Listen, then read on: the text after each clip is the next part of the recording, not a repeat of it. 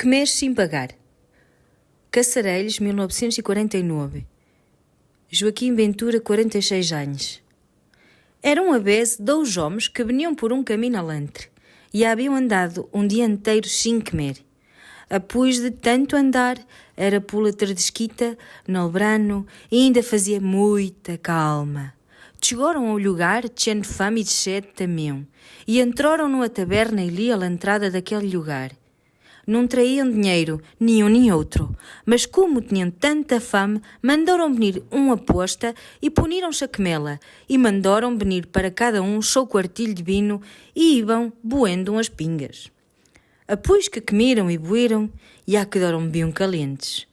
Mas como não tinham dinheiro, não sabiam como se haviam de escapar sem pagar. Era no brano.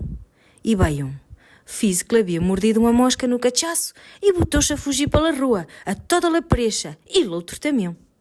Após que se apanharam na rua, botaram-se a fugir pelo caminho alantre. Quando já iam algo de longe da taberna, a taberneira saiu à rua toda assustada, porque via que aqueles homens se haviam escapado sem pagar. E então a pessoa a buziar: "Ei, atios de la mosca! Atios de la mosca! Moscai para cá!" E os homens cada vez fugiam mais. "Atios de la mosca! Atios de la mosca! Moscai para cá!" E os homens responderam-lhe: "Sim, mas se la mosca vem de lá."